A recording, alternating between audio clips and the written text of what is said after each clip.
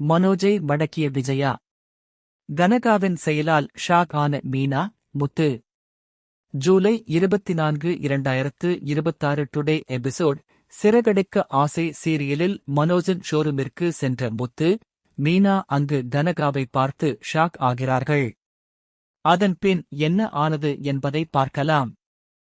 சிறகடிக்க ஆசை இன்றைய எபிசோடில் பல திருப்பங்கள் அரங்கேறியுள்ளன. குறிப்பாக மனோஜைச் சுற்றியுள்ள சந்தேகம் மேலும் வலுத்ததுடன் ரேகாவின் நடவடிக்கைகள் அனைவரையும் குழப்பத்தில் ஆழ்த்தின.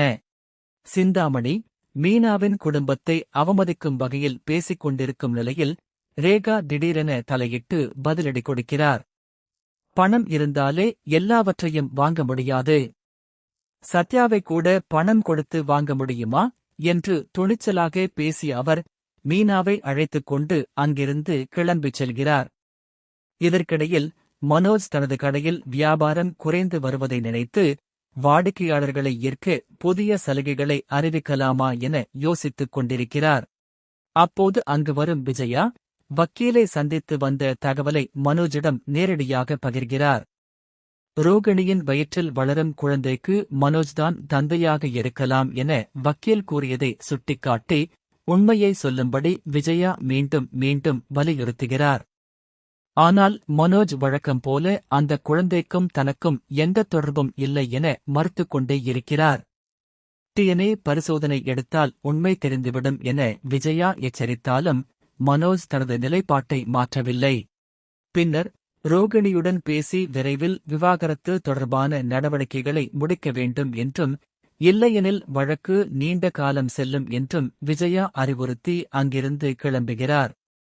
மறுபக்கம் மீனா தனது வீட்டில் ஸ்ருதி, ரவி மற்றும் முத்துவுடன் ஆலோசனை நடத்துகிறார்.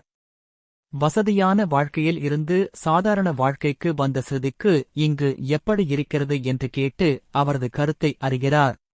இதன் மூலம் அதேபோல் வசதியான வாழ்க்கையை வாழ்ந்த ரேகாவும் தற்போது சிறிய வீட்டில் எப்படி இருக்கிறார் என்பதை புரிந்து கொள்ள முயற்சிக்கிறார்.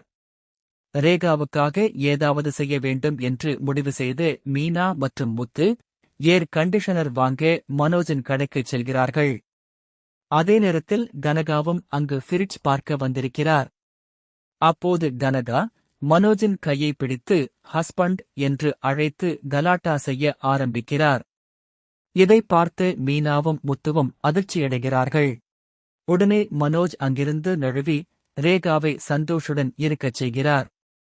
பின்னர் மீனா, கனகா ஏன் உன்னை கணவர் என்று சொல்கிறார் என்று மனோஜிடம் கேட்க அவர் வழக்கம்போல் அந்த நியூமராலஜிஸ்டை காரணம் காட்டி சமாளிக்கிறார். அதன் பிறகு சந்தோஷ் தன்னை கனகாவின் கணவர் என்று அறிமுகப்படுத்தியதும் மீனா மற்றும் முத்துவின் சந்தேகம் தற்காலிகமாக நீங்குகிறது. இறுதியாக ரேகாவுக்காக ஏர் கண்டிஷனரை வாங்கிய மீனா மற்றும் முத்து அதை வீட்டிற்கு எடுத்துச் சென்று சத்யாவிடம் இது ரேகாவின் வசதிக்காக வாங்கப்பட்டதாக கூறுகின்றனர். இத்துடன் இன்றைய எபிசோடு நிறைவடைகிறது. அடுத்த எபிசோடில் மனோஜின் ரகசியம் வெளிவருமா?